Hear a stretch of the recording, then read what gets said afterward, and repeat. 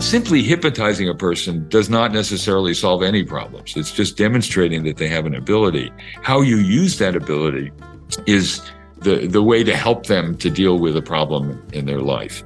And it's the combination of the two, trance and treatment, that can really help people the most. What happened was that at the end of an hour and a half, the standard care group pain levels were 5 out of 10. The nursing care group pain levels were 3 out of 10. The hypnosis group, the pain levels were 1 out of 10. And they were using half as much opioids. They were pushing that button half as often. When we looked at anxiety, 6 out of 10 for the standard care group, 3 out of 10 for the nursing group, and 0 in the hypnosis group. I was afraid they were all dead. They were just so relaxed that they were having no trouble at all. Wow. The procedures got done 17 minutes quicker on average with hypnosis. And they had far fewer complications, procedural complications, blood pressure irregularities, and other things. Hello. Welcome to the Bounce Podcast. I'm Larry Weeks. On this podcast, we're going to talk about hypnosis. And this is kind of my attempt to demystify it or separate myth from scientific reality. I want to find out its role in modern therapy and personal well-being. I recently had an interesting experience where I've flown so much in my life, and flying doesn't bother me generally, but turbulence gets to me now. When I hit turbulence, my whole system seems to anticipate something going wrong. So recently I tried an app that we're going to talk about on this episode, self-hypnosis app, and there was a fear of flying session and I had researched the app a bit and it all seemed credible, but I'm super skeptical. So, and I think I'm kind of too analytical. I'm always reflecting on the experience of the moment. So I played this particular track and did this induction, this hypnosis session, fear of flying a bed. It was very short. And I did it on another flight going to Pensacola from Orlando, and I did it both going and coming, and it seemed to work. We all go into trance-like states, and that's what hypnosis is every day. So there's automaticity in routine, like driving. That autopilot mode is similar to a light hypnotic trance. So we're going to talk today about how do we use that purposefully, or can we? Can we put ourselves in hypnotic state on demand and address targeted things in our lives that we want to improve upon? My guest is Dr. David Speigel. He is one of Stanford University's leading psychiatrists with more than 45 years of clinical experience and has pioneered over 400 research papers on the power of self-hypnosis. He's educated at Harvard and Yale. He is now the Willson Professor and Associate Chair of Psychiatry and Behavioral Sciences, Director of the Center on Stress and Health, and Medical Director of the Center for Integrative Medicine at Stanford University School of Medicine, where he has been a member of the academic faculty since 1975. He was also the chair of the Stanford University Faculty Senate from 2010 to 2011. Dr. Speigel has written 13 books, over 425 scientific journal articles. And as I said earlier, he's also the co-founder and chief scientific officer of Reveri Health. And they're the ones that offer this clinically backed hypnosis app of the same name, which is what I used in my little flight experiment. So on this podcast, we discuss a wide range of topics related to hypnosis, including its history. We trace it back to Mesmer. We explore how hypnosis evolved from sort of a mystical phenomena to a scientifically grounded practice. We distinguish between what's clinical and theatrical in hypnosis. We talk about the tools like rotating spirals and metronomes. We discuss the possibility of brainwashing. I actually mentioned the Manchurian Candidate and things of that nature. We tackle the controversial aspects of hypnosis like memory recovery, the creation of false memories. We cover the research and neural mechanisms behind hypnosis and the clinical evidence that support its effectiveness. We discuss the various types of hypnosis, including things like EMDR, which is eye movement, desensitization, and reprocessing. And then we talk about the therapeutic potential of hypnosis, particularly in pain management or stress, anxiety, and depression. And we cover its medical and mental health usage and its limitations, including who is and who is not a candidate for something like hypnosis.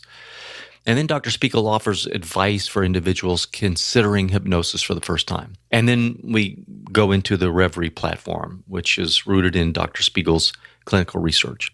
And for those of you who find this interesting and you think this might be beneficial, you can try the Reveri app free for 30 days. I have put a link in the show notes. If you think this might be helpful to you, I certainly would try it. Can't hurt.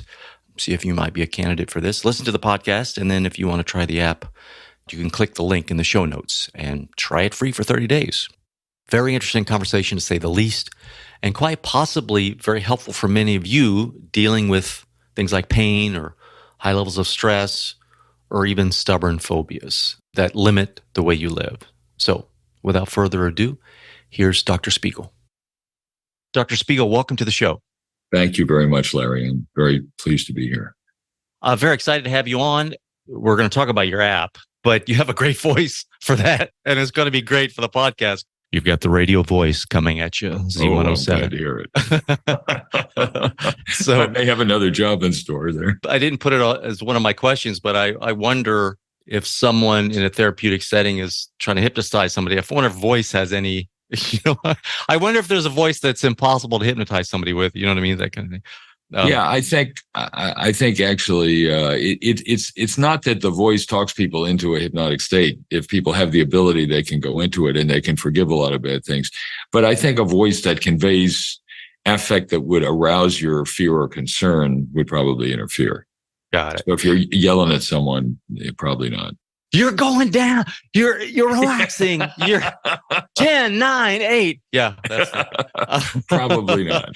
That's an SNL skit right there. Right there. That's we got it. We got it. All right.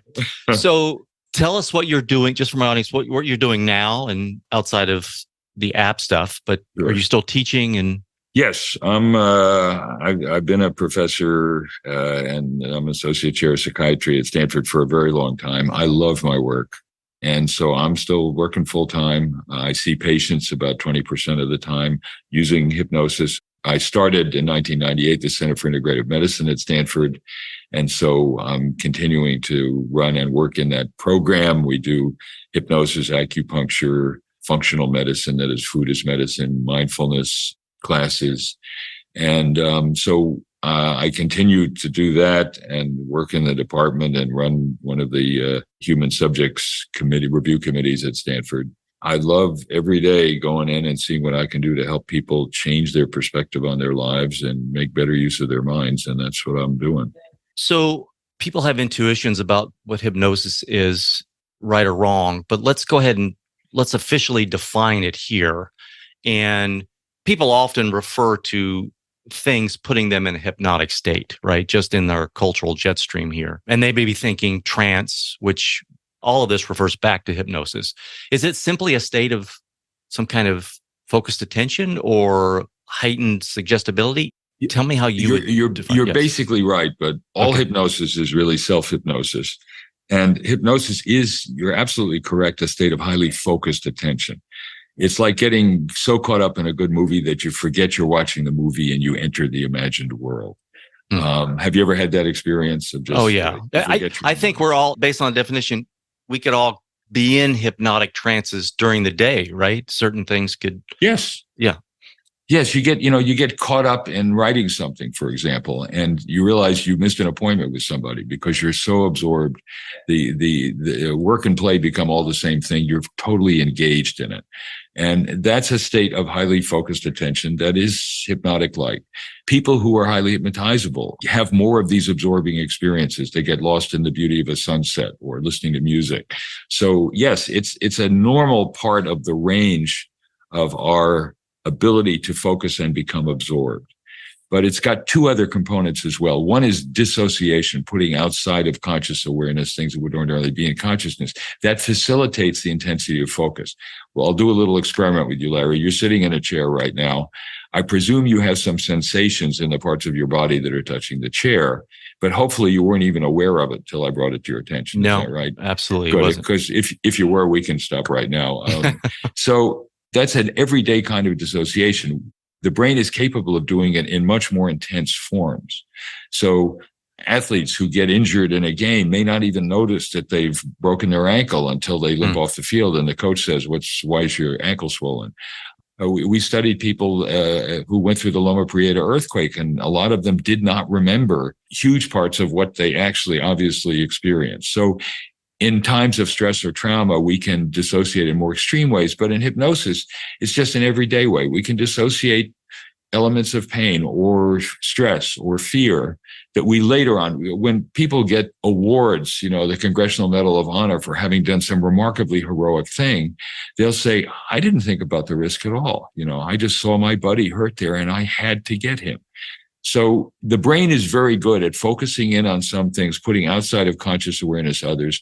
And the third part, and this, Larry, is the part that scares people the most, I think inappropriately about hypnosis, is what's called suggestibility. The idea that they've gone to a stage show, and I don't like hypnosis stage shows, but they've gone to it and they've seen the football coach dancing like a ballerina and making a fool of himself. I call that cognitive flexibility. And we've shown in published research that, in fact, people are less likely to stick with an initial premise and try something different in hypnosis. And what we found in the brain in hypnosis is that to the extent that you're concentrating, you're disconnecting from the part of the brain that evaluates who you are and what we're doing. We call that the default mode network. So you're more likely to try being different. So it's a wonderful situation for helping people change because they're intensely focused, they're putting certain things outside of awareness, and they're open to being different without judging it. Sort of non-judgmental experimentation. You can try out what it would feel like if I could actually manage this pain rather than getting angry at my body, or if I can focus on respecting and protecting my body from the damage that cigarette smoke does rather than worrying about the urge to smoke. And you just try out being different. So that's what hypnosis is: absorption, dissociation, and cognitive flexibility. That lays great groundwork here. And you're going into areas that I've got bookmarked here to jump into. But before we get there, let's back up and just do a little short history on hypnosis here. So does it start with Mesmer? Pretty much. I mean, there's been interest in trance experiences of one kind or another. They're part of many religious ceremonies. But the sort of formal Western conception of hypnosis, which, by the way, was the first Western idea of a psychotherapy, the first time a talking interaction was thought to have therapeutic potential, came with Franz Anton Mesmer. We've all heard the term, he mesmerized me. He was a Viennese physician who thought that people's illnesses were somehow related to some misaligned magnetic fields in their bodies. And if he put his magnetic field next to theirs would get better. Is this animal magnetism? That's animal magnetism, okay. Right. Got it. And so that was the idea, that there was some magnetic force that went wrong. It's not entirely wrong. That is, when electricity flows through a wire, it creates a magnetic field around it. That's what an electromagnet is. And so magnetism actually, and we're now using that as transcranial magnetic stimulation to alter the flow of electrical signals in the brain. It's a very effective treatment for depression now. We're doing research on it here. And we found we can actually increase hypnotizability with it. So the magnetic idea was not entirely crazy. And Mesmer was treating a lot of people with a whole variety of illnesses, some of which we would have called psychosomatic illnesses, some other kinds of illnesses with symptoms like pain and stress. As soon as he got a reputation for doing that in Vienna, he left his wife and family there and moved to Paris, where he became the go-to physician. And his office was a bright, cheerful place where lots of other patients were around talking about how much better they felt. He had these paquets, these water-filled magnetic barrels that would supposedly reorient people's magnetic fields and get them better. And that sounds pretty strange, but if the major medical treatment in France at the time was bloodletting.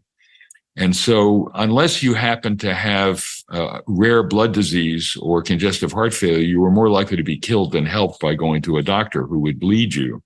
Voltaire wrote to his brother, "We did everything we could to save father's life. We even sent the doctor away." So what happened was Mesmer became so popular that he was interfering with the high fancy practices of some of the doctors in Paris. And they got the king to have an investigation of him.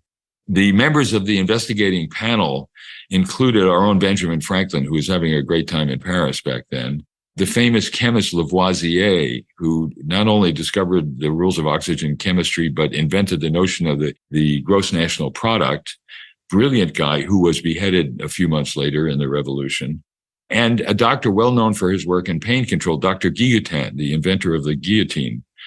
He kind of created the mind-body problem. And this what panel a time in history. Yeah, something. The panel concluded that mesmerism, animal magnetism, was nothing but heated imagination. Now, that's not a bad description of it, actually. It is a way of using your brain differently. But that was devastating for him, and that was the end of Mesmer's career. Nonetheless, the phenomenon was so interesting that there were other people like Braid and Esdale, English physicians, who used hypnosis for analgesia during surgery, who kept the tradition going. But the sad part is that despite the tremendous power that hypnosis has, the fact that its risk-benefit ratio is so much better than any medication we use, and I'm a doctor, I use medications all the time, it still doesn't get no respect. We're the Rodney Dangerfield of therapeutic tools. And that's a shame, because can be tremendously helpful for stress and pain. And we've never sort of gotten the respect that the quality of what we can do deserves. Who or what moved hypnosis or evolved it from a kind of mystical phenomena to a degree to more scientifically grounded practice? Was it Freud's influence? It's my understanding he employed it, but abandoned it for psychoanalysis. But you're absolutely right, Larry, and that's an interesting story. Freud studied with Jean-Martin Charcot, the great French psychologist who taught hypnosis. In fact, Freud studied with Charcot and offered to translate Charcot's writings into German in exchange for being able to learn from him. And his early work, the studies in hysteria, were done with, he was using hypnosis. In fact, there's a couch in psychoanalysis because he had patients lie down on the couch. He would hypnotize them and he would do age regression. He would go back to their memories of earlier periods in their life and link their current psychopathology to early episodes of trauma and abuse. And frankly, Freud got in trouble because he was treating patients of very fancy people from the upper echelons of Viennese society. And they didn't like him coming up with the idea that perhaps some kind of sexual or physical abuse was related to their patient's current problems.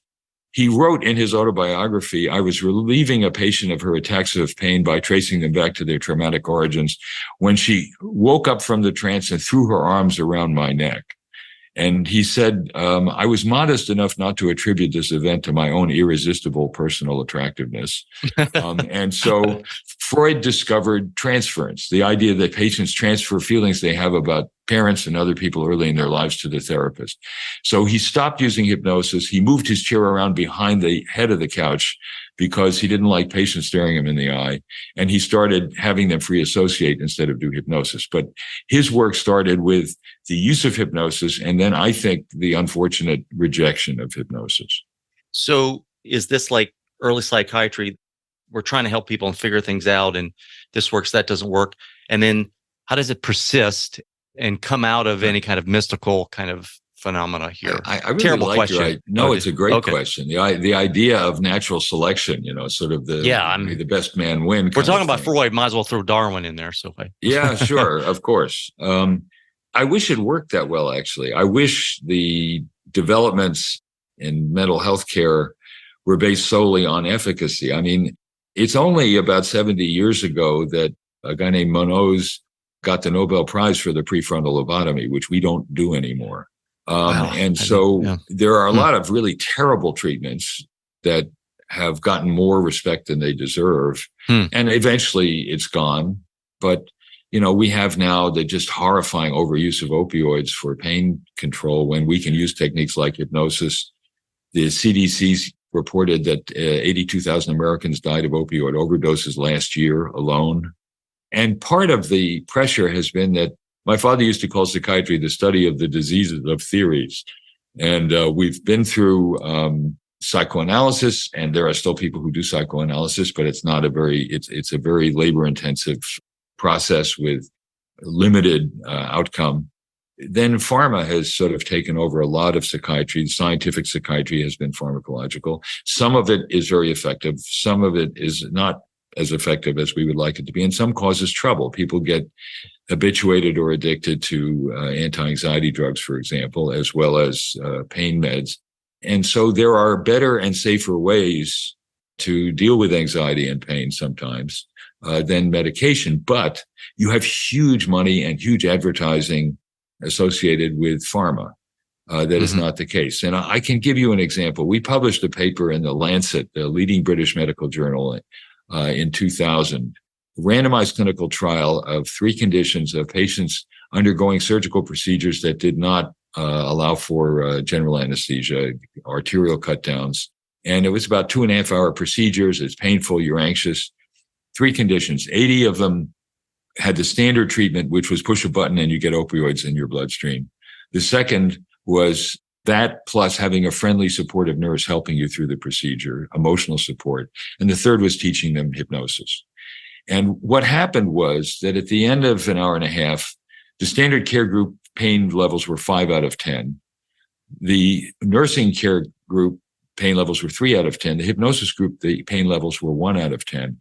And they were using half as much opioids. They were pushing that button half as often. When we looked at anxiety, 6 out of 10 for the standard care group, 3 out of 10 for the nursing group, and 0 in the hypnosis group.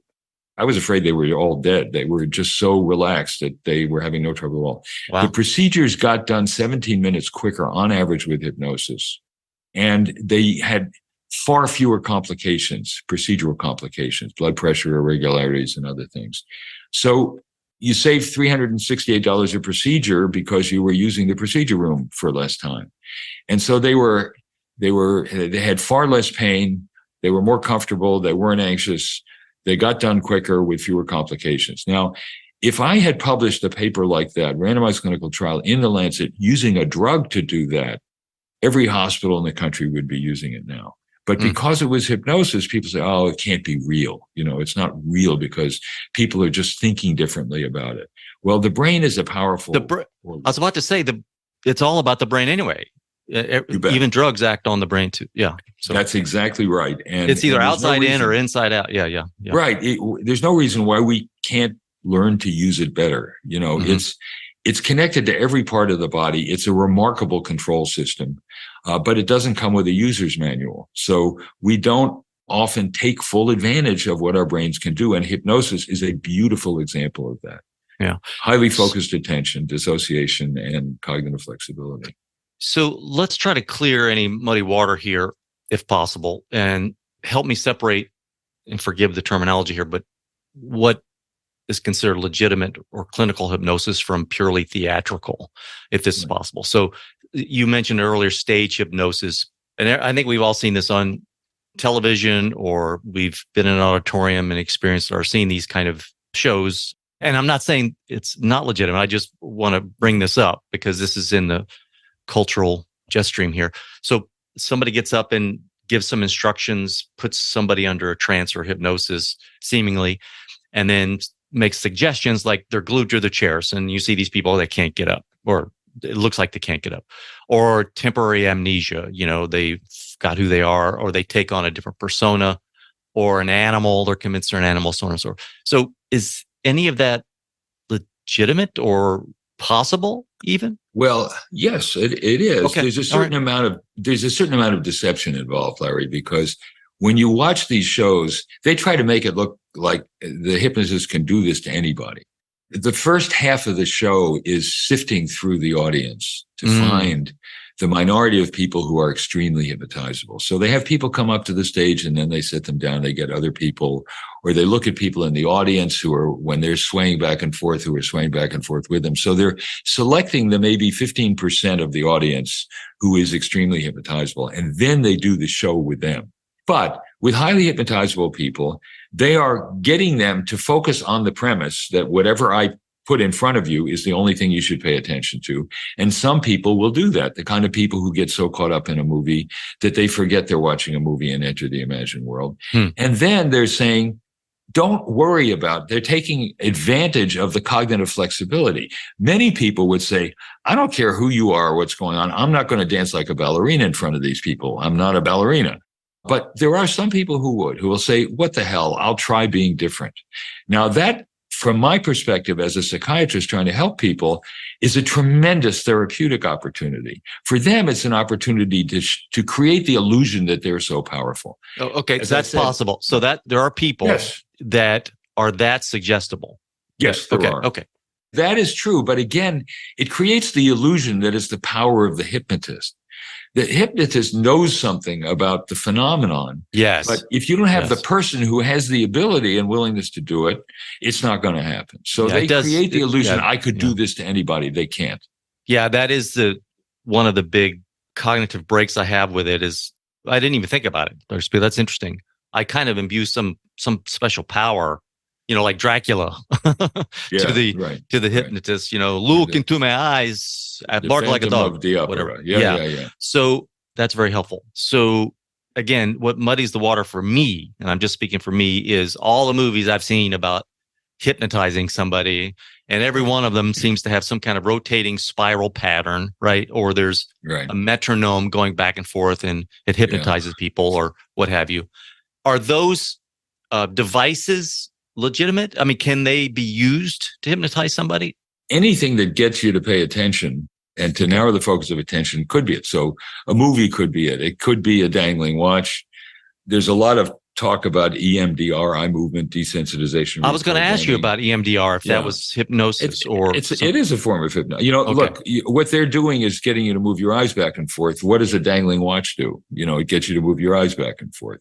It's sort of amusing, actually, though, when you think about, well, does this happen to anyone all the time? How dangerous is it? When automobiles were invented about a century ago, there were laws being passed in states against windshield wipers. You know why? They go back and forth.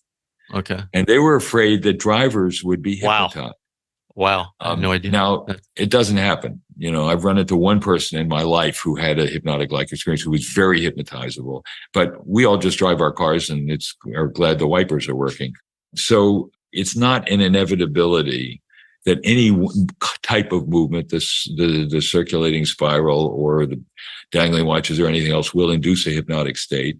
But on the contrary, as we mentioned before, people who are very hypnotizable can go into hypnotic-like states in all kinds of situations. Falling in love, getting lost in a sunset, or, watching the stars at night, or lying on the beach and enjoying the ocean sounds. Some people are capable of intensely focusing and putting outside of awareness things that would ordinarily be in awareness. That's a natural human trait that varies from one person to another, but can turn into a hypnotic-like experience. Is something like The Manchurian Candidate a possibility? The movie Raymond Shaw, he's transformed as a sleeper agent or something and then activated by some trigger. By the way, I'm using these extremes just to kind of carve out our discussion here. Well, look, we're social creatures. We're all susceptible to social influence to one extent or another. And that's brainwashing. I don't know if that's hypnotism. Well, there's brainwashing, but there are a lot of people that think Trump won the last election.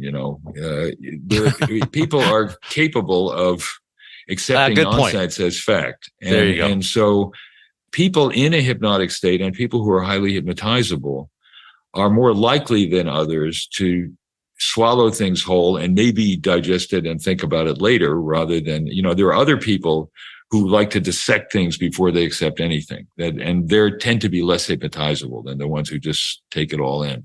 So is it possible that people have been convinced to do things that may be against their will? Yes, but there have been experiments done actually where they hypnotized college students and told them to desecrate a Bible or burn a flag. And they were more likely to do it if they were highly hypnotizable, but they weren't all that likely to do it anyway. So I would say under certain circumstances, it may be possible. There are people who do really strange things, and particularly if the people trying to influence them have some kind of physical control over them. So if they can, so you've got to listen to this and you're going to do this or else, people are more prone to go along sometimes. So what about memory recovery? So the use of hypnosis in recovering memories, and I think Canada had a Supreme Court decision in 2007 establishing a precedent about post-hypnotic evidence being inadmissible because it's unreliable. What say you on that? Well, there is, I frankly understand the point, but I think it's a mistake to say that per se, the use of hypnosis automatically makes the testimony unreliable. It can be. You can. Well, this was specifically memory recovery. Yeah, sorry. I understand. Yeah. You can contaminate memory. And if you sort of say, how tall was the basketball player with red hair when he did whatever, you're injecting information and seeing whether they will incorporate it into their question, into their response about what happened. There is concern, but you know what? There's concern. There are all kinds of coercive techniques that can be used to try and influence. There are false confessions that come out of people who, like those people who were convicted and put in jail of killing this jogger in Central Park. And it turned out that they were not the people who did this horrible thing.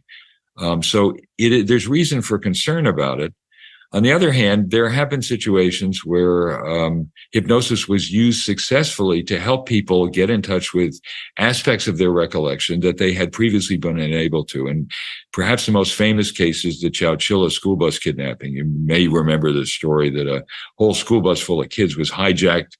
They were buried underground for 24 hours until the bus driver heroically found a way out, and they were trying to ransom them for huge amounts of money.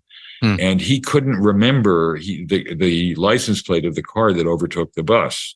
And so he was hypnotized, and he correctly recalled all of the numbers and letters in the wrong order, but that helped to lead to the conviction, the arrest and conviction of the people that did it.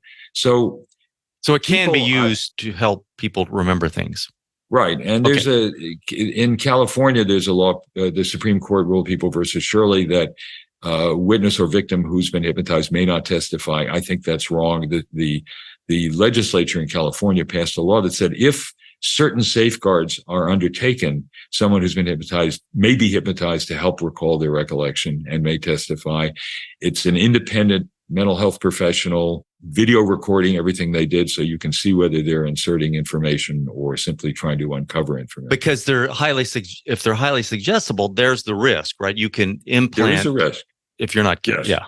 There's no question there's a risk. But, there's a risk if somebody threatens to kill a witness because they say something, that probably influences their testimony too. There are lots of things that can do that.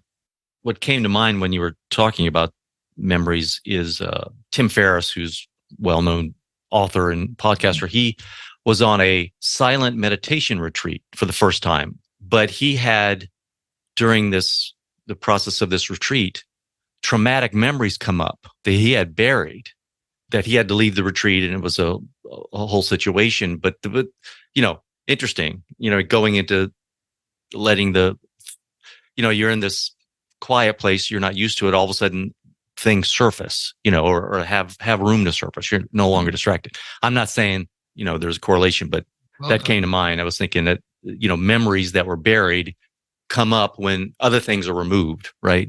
Distractions or what have you. Yes, yep. That can happen. That you're more open to and sensitive to currents of thought and emotion that you may not have been able to remember before. I saw a gentleman yesterday who was very hypnotizable, 9 out of 10, who had these what they thought they were afraid were strokes. He would have these strange body movements, and he was seeing a neurologist to see if he had a stroke, and they couldn't find any evidence for that. But he had funny facial movement and facial pain, and when I got him hypnotized, the same kind of thing happened. He suddenly started to feel in his hand something like what happened when he had these attacks. And it was linked to the fact that he had very neglectful parents who were both alcoholics, and was very troubled at the sort of challenge of caring for his three children, whom he loved dearly and took very good care of. But he was constantly worried that he would fail in being a good father to them. And he felt it in a physical way, in this somatic way. And he started just in the hypnosis to begin to have another attack. But he said, you know what? I feel different now. I feel whole because I can allow myself to be sad about my childhood and my fears about what kind of a father I am and accept it as part of me. So when it became a part of his conscious awareness, it was less disturbing to him than it was when he couldn't accept the fact that that's what was going on. So hypnosis can be very helpful in reconnecting aspects like the thing that popped up for Tim Ferriss and being able to incorporate it in a meaningful way into his current understanding of who he is. Was this a patient of yours that, or, okay. And are you trying to surface things? So how do you use it in your practice? In this case, I was just trying to use hypnosis with him to help him contain his physical symptoms. Okay, there was something targeted you were trying to, right. Got it. And then as I was doing that, the emotion popped up and we started talking about what that was. But it was all part of a psychotherapeutic process, but that did employ hypnosis. Okay, this is great because it segues perfect into my next round of questions here, which is kind of research and mechanisms. So while the mechanisms of hypnosis, I'm sure, are still being studied by you and others, could you provide an overview of, and you've already touched on it, so and thank you for that, but how hypnosis works or maybe neural mechanisms, whatever summary you can give here. Sure. So we have, in the last decade, done a number of studies using functional magnetic resonance imaging. So it's a sophisticated technique that gives you beautiful anatomy, but also function in the brain. You can see which parts of the brain are doing what.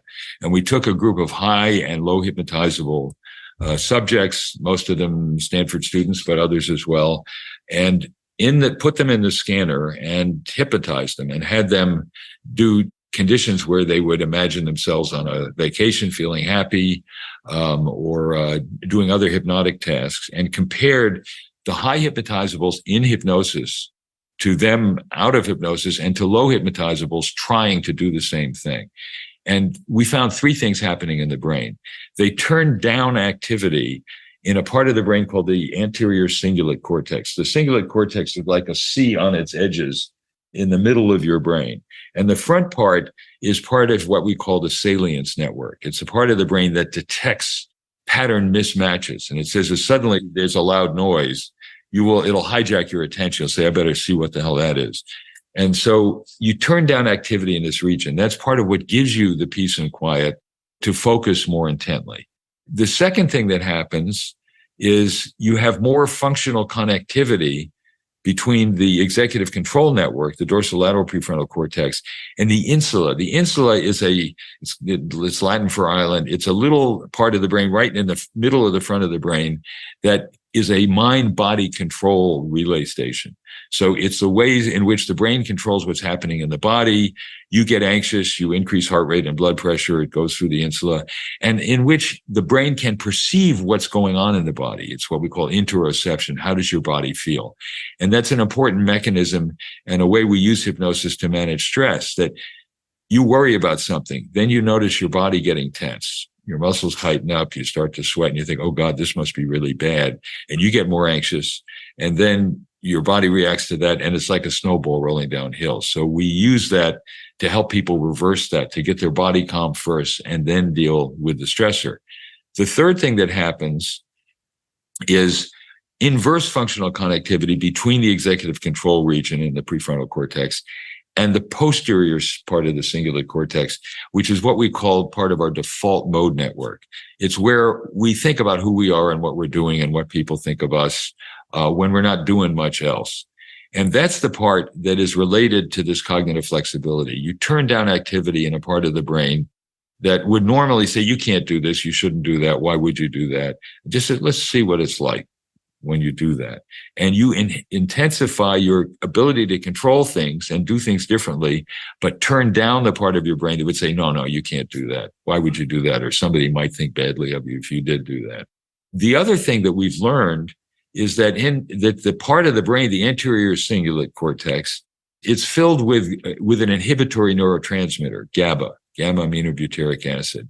And that's what the anti-anxiety drugs stimulate. People who are more hypnotizable have more of that GABA, the inhibitory neurotransmitter, in the salience network.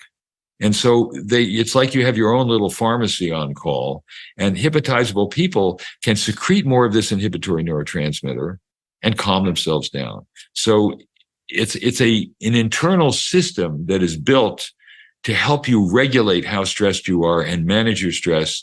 And in addition, the insula is part of the pain network, as is the anterior cingulate cortex, to help you control or eliminate pain.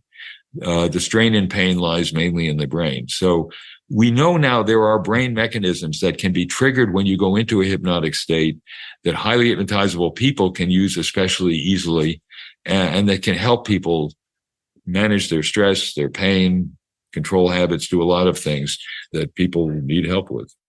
You've mentioned multiple times now those that are highly hypnotizable. So yes. It sounds like there's people that can or cannot be hypnotized, or it runs a spectrum. Is that right? Right. Tell me who can, who can't, and how do you know?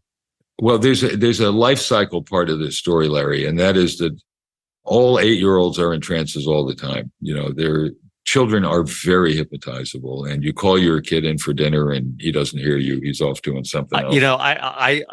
I remember thinking, I remember when I was a kid playing with little army men and little figures, and I would have this world this imagination I would live in for hours. That's Dr. exactly Spiegel. right. Yeah. That's exactly. Hypnosis is believed in imagination, and children just live in that world. It's wonderful. It's a shame we try to make them into little grown-ups, because childhood is a place where work and play are all the same things. And so you get engaged with these little toy soldiers, and you create a world that you inhabit. So that's a wonderful thing that children have. You can use it to help them through painful procedures. We've done studies of growing up sucks, Dr. Spiegel. So let me just say, I'm with you on that. Absolutely, I'm looking at movies that I used to just get lost in, and I'm like, yeah.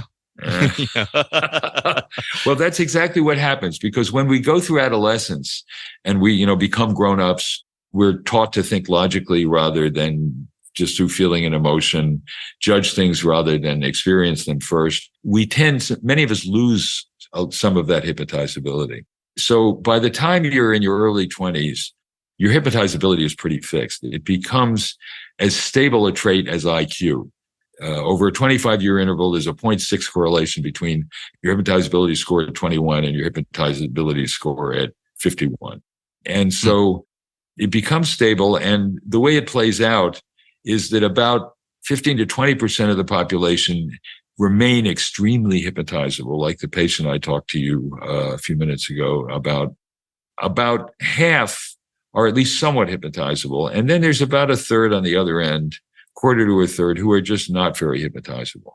And we have a hypnotizability test on our Reveri app. You can find out in about 6 minutes how hypnotizable you are. We induce a hypnotic experience of your hand feeling light. You pull it down, see if it floats up again.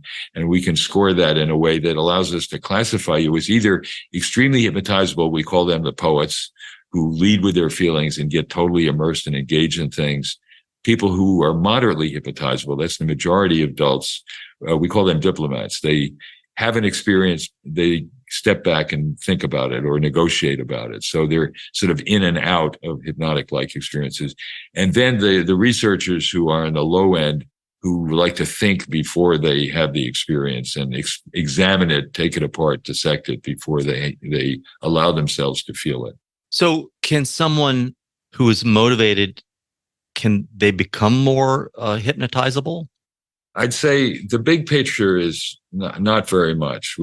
We just completed a study where we use transcranial magnetic stimulation to actually stimulate the parts of the brain and inhibit other parts that replicate what highly hypnotizable people have. And we can transiently increase their hypnotizability. So that does work. But at the moment, that's not a practical therapeutic approach. In general, I'd say no. But what the trick there is to make the best use of the kind of hypnotizability you have. So what we do is we say, if you're really highly hypnotizable, you're into it, just, your hand is in circulating ice water, your injured hand is cool, tingling, and numb. Just filter the hurt out of the pain. And very often they can do that extremely quickly. People in the middle area, it's more of a negotiation. You say, well, if you try doing it this way, here's what might happen. And if you try doing it that way, this might happen. Let's do it together and evaluate what it's like. And for the lows, it tends to be more the cognitive approach that we take. People who use hypnosis always say the worst thing you can tell someone is don't think about purple elephants. That's what you'll think about. You focus on what you're for. So rather than trying to reduce your urge to smoke if you're a low, you say, think of your body as if it were a trusting, innocent creature that had to take into it anything you put into it. Would you put tar and nicotine smoke into the lungs of your baby or your dog or your cat? Hell no. So focus on being in the position of respecting and protecting your body. So we focus more then on the nature of the strategy we use with hypnosis than the hypnotic state itself. I had a woman who's just not hypnotizable at all on our Reveri app who used it to stop smoking. The first time it didn't work. The second time she thought about her body. She just thought about it. She wasn't feeling it. She was thinking about it. And she stopped smoking. We had another woman who used the app who was not that hypnotizable, who initially, the first time she tried it, she didn't like it. For my body, smoking's a poison. I need my body to live. I owe my body respect and protection. But she went home that night. She lit up a cigarette. She looked at it and she said, "Feh, who needs this?" She put it out. She said, "Doc, I didn't even want to stop smoking. My friends can't believe it. I smoked for 25 years. I never stopped before. And I'm now helping my friends stopping smoking." And she said to me, "This is some kind of crazy ass voodoo shit. And I mean that in a good way." She said. So this is interesting because you answered it in a couple of ways. You can't really become more hypnotizable I think you said that, but if you're on the low end of the scale of hypnotizability, there are techniques, there are methods to make the most or to hypnotize you that would work better at that level. So this gets into different types. And you mentioned kind of a story or metaphor or something. Is that Ericksonian? The storytelling aspect? It's interesting. Yeah, Milton Erickson was a famous sort of pioneer of hypnosis, a psychiatrist. I don't even know if that works. He did this sort of indirect hypnosis. Yes. Ours is different in that I'm very direct. And so I don't like telling long stories when a short instruction will do it. And Milton believed that the conscious mind was a problem. You had to get it out of the way and let the unconscious solve the problem. And I mean, you mentioned those that are highly analytical. I'm very reflective, but I'm a mishmash here. So yeah. Yeah. Well, I would suspect you're more in the mid range. You're more in the diplomat. I feel mid range, but then you want to reflect on it, and that's fine. What we do though, simply hypnotizing a person does not necessarily solve any problems. It's just demonstrating that they have an ability. How you use that ability is the way to help them to deal with a problem in their life. And it's the combination of the two, trance and treatment, that can really help people the most. I don't just tell people stop smoking. It doesn't work. So we have a strategy that involves them to use their hypnotic ability to adopt a different novel stance about whatever that is, whatever that ability is.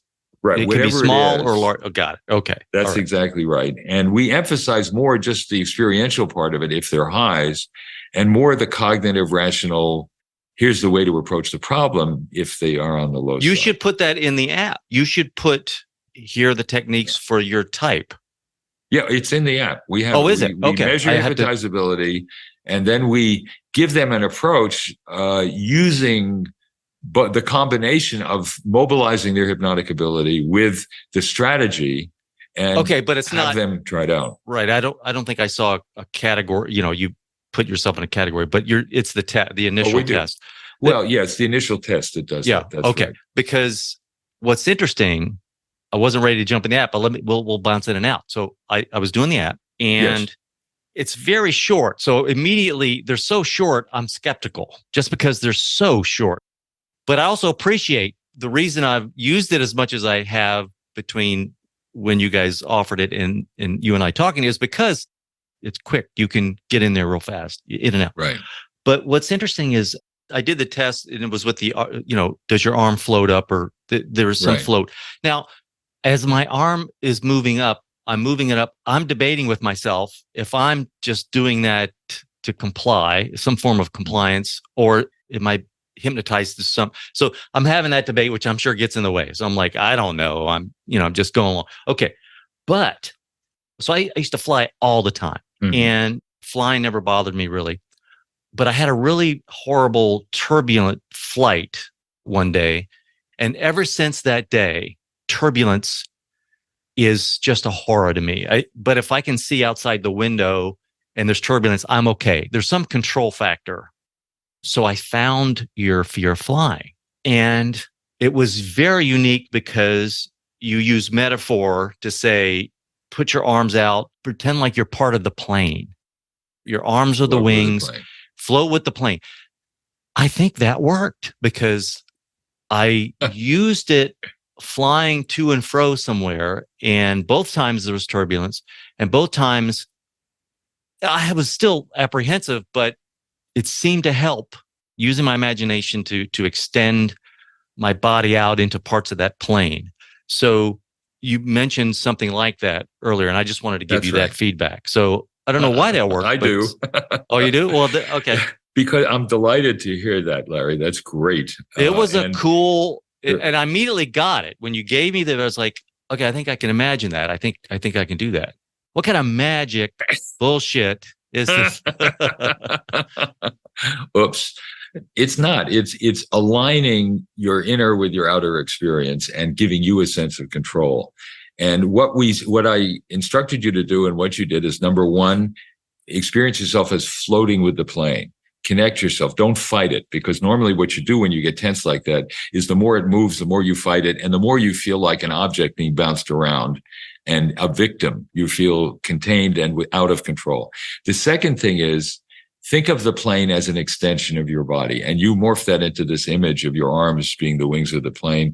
I gave you an instruction there in the app to think of a plane like a bicycle. If you want to get from one place to another faster, you can walk or you can ride a bike. It's an extension of your body. And the pilot is an extension of your brain, controlling the thing. So I was helping, rather than fight the plane, connecting you to it. And I think that's why the open windows are better for you than the closed windows, because you feel part of this amazing piece of equipment that is flying you through the air, and you can see how it is negotiating the winds. And the third thing is to think about the difference between a possibility and a probability. We tend to confound probability with the vividness with which we could see. You can picture vividly a plane going down. That doesn't mean it's likely to happen. It isn't. Flying in an airplane is much safer per mile than driving a car. So you know that it's possible something bad could happen, but it's not at all likely. So you identified with the plane, you stopped fighting the plane, you saw it as an extension of your body, and you were connected with the process that made the plane fly safely. And the possibility that something bad could happen was just that, a possibility. That's what you did. Yeah. You did just what I told you to do. So I'm really glad. Yeah. Okay. So what's the most common contemporary kind of applications of hypnosis in the mental health fields? And you mentioned pain multiple times. So right. We use it for pain. It can be very helpful in dealing with both acute and chronic pain, significantly can reduce pain. Pain is a combination of sensory input and how the brain interprets it. And we have studies, MRI and fighting. Studies. So fighting, you mentioned I was fighting the experience of the plane. Right. Pain seems to be exacerbated with that as well, fighting the experience. That's exactly. You fight the pain, you make it worse. You amplify it. Yeah. You amplify it. You get angry with your body, you struggle against it. It just brings it front and center and intensifies it. And if instead you can filter the hurt out of the pain, you can say, yeah, it's there. There's no current damage going on in my body. And I can imagine doing in my imagination what I actually do physically to improve the pain. Put it in warm water or put ice on it and let that filter the hurt out of the pain. And you can literally use your associations of the physical remedy for the pain to re-stimulate that kind of experience without the warmth or the coolness. It's a reference point that I've experienced many, many, many times. Warm water, ice. Right, exactly. Cool. And so you can mobilize the same kind of relief that you get just using your hypnotic experience rather than the actual physical experience. And we find that 85% of the people who use the app find a reduction in their pain by about 40% within 12 minutes. You don't have to take it on faith. You had to be in an airplane to find out if it was going to work. But in fact, you can feel your pain going down. We find the same thing with stress. We've studied thousands of Reveri users, and they have an initial 80% sense of improvement in their stress levels. So they go from 7 to 4 or something like that. I had one woman she was 7 months pregnant. She had terrible lower back disease. They couldn't use opioids because she was pregnant. They implanted a nerve stimulator. It didn't work. I hypnotized her and had her imagine she was in her nice warm bath. And she was able to reduce the pain from 7 to 3 in a few minutes. And she opened her eyes and she looked angry. And I said, "What are you angry about?" She said, "Why in the hell are you the last doctor I got sent to instead of the first?" And that's what I'm hoping with hypnosis, is that people try this first. It's safe. It's often very effective. So we use it for that. We use it for insomnia. People have trouble going to sleep or staying asleep. We get them to first calm their body. Imagine you're floating in a bath, a lake, a hot tub, or just floating in space. And then if there are some thoughts that are keeping you up, project them onto a screen as if you're watching your own home movie, but leave your body out of it. And so you keep the mental arousal from stimulating physical arousal that will keep you from going to sleep. And so you can use it. It's one of the most common uses that we have of the app, and it's very helpful. And, I used to worry when we built the Reveri app. It's interactive. So I ask you a question. The answer you give will determine the next instruction that you get on the app. That's all automated. And I used to think, I hope it's almost as good as it would be if you were in my office with me. And then I thought, you know what, if you wake up at 3 a.m. and you want help going back to sleep, you probably don't want me in your bedroom telling you how to do it. But I'm there on the app. And so it's got that advantage of having what you need when and where you need it. Can hypnosis help with negative moods like depression or sadness or things that I know it can help with anxiety, right? Yes, right. It can help with sadness too. We have a sadness and grief component to the app because we found that it can help people put into perspective pain and loss. I used to run support groups for women who were dying of breast cancer, and other members of the group would die, and it was a difficult thing for them to face, but they actually grew from it. They said that being in the group was like looking into the Grand Canyon when you're afraid of heights. If you fell down, it would be a disaster, but you feel better about yourself because you can look at it. And we have them grieve losses. You picture somebody who died, you feel the sadness that comes with it, but you also then on the screen on the other side say to yourself, what did she say or do that I still have with me? What did I learn from her that I keep with me? And so it's a way of facing the grief, but putting it into some kind of perspective and seeing that part of the pain of the loss is all the wonderful experiences you had with that person. So it can be helpful in dealing with pain and loss. And with some kinds of depression, it can be helpful. It's also, there are times when medication is also necessary or other kinds of psychotherapy, but hypnosis can help people deal with inappropriate feelings of shame and guilt. People who are depressed feel hopeless, helpless, and worthless. And you can sometimes use hypnosis to help them put those negative feelings about themselves into some kind of perspective. Is there a certain credential that one should look for, or yes. How does one weed out what works, what doesn't, or what's more evidence-based versus not? Because there's a lot of hyphened hypnosis kind of techniques thrown about out there. Yeah, no, you want someone who is a licensed and trained professional, because part of the task is not simply the hypnotic technique or getting someone hypnotized, but figuring out what the real problem is and how to help them, how to define the problem correctly and make sure there isn't something else that's more important that they need other kinds of help with.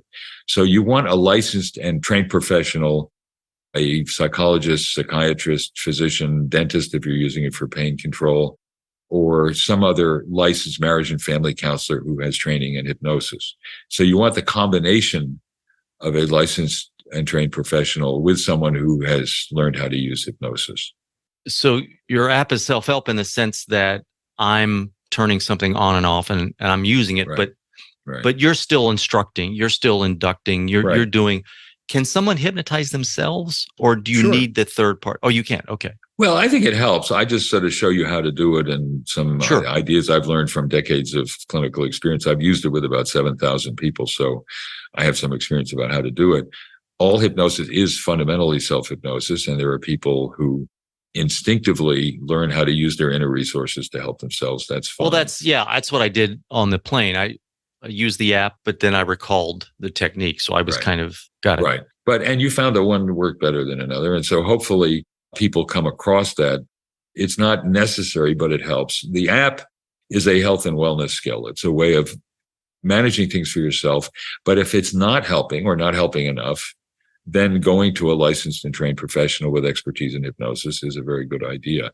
There are on the web, Psychology Today can give you lists of licensed and trained professionals, some of whom also have experience in hypnosis. That's one way to find someone. There are 2 professional hypnosis societies that have websites that can sometimes help you get a referral. The Society for Clinical and Experimental Hypnosis, the American Society of Clinical Hypnosis, and there's also a hypnosis division of the American Psychological Association. So there are some professional organizations that can help as well. Or you can get a referral from your primary care doctor, something like that. They often know someone who's good. So let's talk about the app real quick. So it's called Reveri, and Right. This is a culmination of your 40 years of clinical research. Yes, that's right. And I did it because I want it to be as widely available as possible. 25% of the American population has an anxiety disorder. Nowhere near that number of people get professional help. And I had hoped that through the usual training professionals and getting referrals, we would greatly grow the use of hypnosis to be commensurate with how helpful it can be. And that hasn't happened. And I've decided, you know what? I want to distill and disseminate what I've learned over these 40 years of doing this work and make it as widely available as possible to anyone who's got a smartphone. And so that's why I did it. And I hope that people can use it and get benefit from it and take full advantage of the opportunity it provides to at least start out self-managing your pain, your stress, your insomnia, your habit problem, your grief, your sadness. And we can help with that. So I hope people will take advantage of it. So and by the way, in the show notes to everybody listening, there is a coupon code there for the use of Reveri. So check that out in the show notes. And thank you, Dr. Speigel, for offering that to my listeners. But I'm kind of a product guy. I came from Google and have been involved in various types of products. I've got some digital products, and there are many listeners here that are in the digital product world. How long did it take to create the app? Well, we got the first app going. We did it through Alexa, actually, through the Alexa platform, because they made it very easy. They wanted to grow their business, and they made it very easy to program this kind of digital interactive, like Alexa does when you use one of their smart speakers. And so Ariel Poehler, who was a MIT and Stanford Business School grad, heard me give a talk at a Mind Brain Summit and said, "You want to try building an app?" And I said, "Sure." So within about 3 months, we had a working smoking control app, and we got some funding from a generous donor to assess it. And we were getting 19% of people stopping smoking just using that app. And it was a little clunky and complicated to use. So Ariel said, this is starting to work. Why don't we get a company together and build our own app? And so we did that about 3 years ago. And we've now had about 500,000 downloads. And people are starting to use it. And we got some, brilliant engineers and programmers and put together an app that I think works pretty well, is fun to visit, and can help you track what you're doing and suggest other things. Yeah, I love the option of answering you verbally. Like you ask a question, that was novel. I thought that was cool. That is unusual. And because I wanted it to not just be sit down and listen to a recording for half an hour. Instead, we have an interactive program that is much more efficient and will shape itself to your particular style of reacting. And that's what I wanted to do, which is what I do in my office. The nice thing about this, and what's different from many other forms of intervention, is you're likely to know within about 15 minutes whether it's helping you or not. And so if it is, great. You can test it for your mind. Is my pain any different? Do I feel I'm able to reduce my level of stress? Do I feel more like I could fall asleep if I wanted to? Do I have a different approach to dealing with smoking or controlling my eating, which is another thing the app helps people do, or fly on a plane more comfortably? So the nice thing is, try it. You haven't got anything to lose, and particularly with the coupon that you have posted, it doesn't have to cost you anything initially. You can just try it out and see how it feels. It's downloadable from the App Store if you have an iOS phone, and from Google Play if you have an Android. And we've designed it to be quick and easy to use. So try it. I think you'll like it. It's a great app, and thank you. I'm so I glad. commend you for the work. And you were a great guest. You were great. Thank you. Well, you're and everybody listening, you're going to enjoy this podcast. Relax. I want you to tell other people. You're telling other people now about. I love it. I love it. Dr. Speigel. You've learned it, Larry. Absolutely. Thank you very much. I You're really most appreciate welcome. it. Well, that's a wrap. Thank you for listening. If you enjoyed it, do share it with your friends and on your social platforms. Big thanks to Sam Williams, my audio guy, and the beautiful bumper music you're hearing is Michael Petrovich's Bella Luna. For all my show notes or resource links, visit larryweeks.com, and we will talk again soon.